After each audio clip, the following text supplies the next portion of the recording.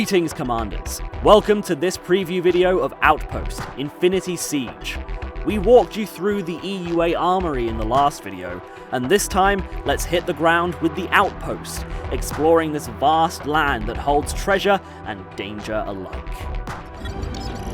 Preparation, exploration, recovery, and defense. The tour mode, featuring those 4 keywords, is the main gameplay of the game, where the Outpost and you will grow stronger together. You can adjust the Outpost layout, characters, gears, and supplies, before selecting the target area and going on a tour. In tour mode, our ultimate goal is to gather valuable resources along the way, and transport them back to the base after fending off the relentless attacks of the Mechanos. This way you can store the resources in the warehouse and use them to craft components for the Outpost. Once you enter the target area, you'll see a tactical map. You'll have multiple paths to choose from, each passing through several different sites. Entering an unexplored site costs power, so the Outpost's power determines how many sites you'll be able to explore. Sites made of special models are called landmarks. You'll have a higher chance of gathering advanced resources there. Once you enter the site, you can switch between combat mode and command mode anytime.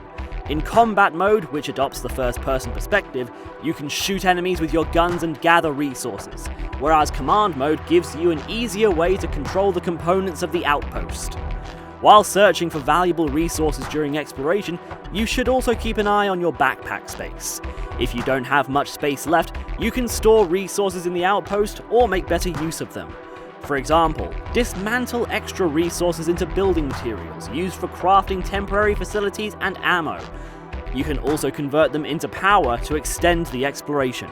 Aside from driving the Outpost, power is also used to scan maps for resources, force open electric locks, gather materials, and other purposes.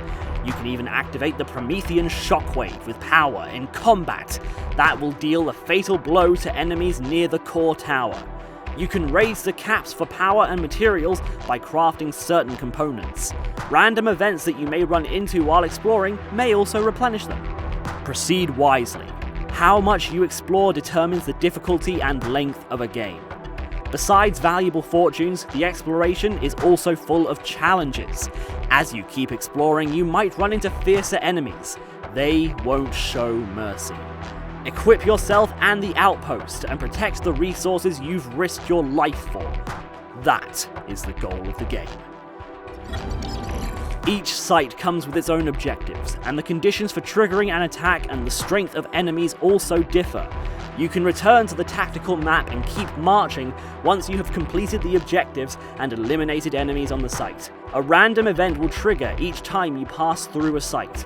Events may affect your gains, strength, or the difficulty of the game. Take stock of your Outpost and supplies and balance risk and reward. Aside from protecting your own safety, you should also keep a lookout for the Outpost.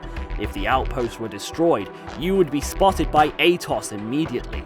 Then, you would have to run for your life under swarms of enemies and fatal Atos strikes until the hovercraft came to save your life. However, you would lose all the resources in the Outpost and could only take back your gear and backpack. If an operative was taken down, they would go dark. All weapons, gears, and inventory items would be lost. That would mark the failure of the tour. The more resources you recover, the higher the difficulty will be on the recovery day.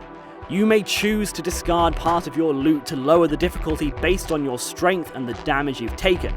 And of course, you can activate more hazards for more rewards, if you're up for some challenge. In short, risk-reward management is one of the cores of the game. Play safe or wild, it's up to you. You can invite up to 3 friends to the tour and face the challenge together. Players who've participated in the tour can take back the loot in their backpack, and also gain gold from hazards. Endless mode is a crucial way to test out your Outpost. It unlocks in the later stages of the game. You will face up against endless waves of enemies. Try to hold for as long as possible.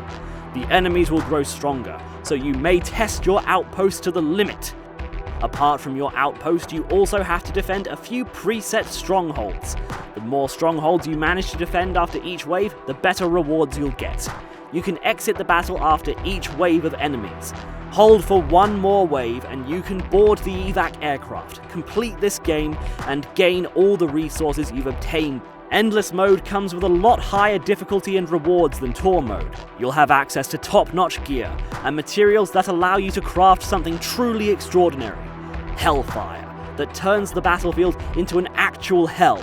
All sorts of cataphracts sweeping across enemy camps, 406mm cruiser cannons that eclipse all other weapons, and more. With these facilities and war machines, you'll dominate the battlefield. We look forward to your performance in Endless Mode after the official launch. That's all for today, Commander. Thanks for watching, and stay tuned for the next video.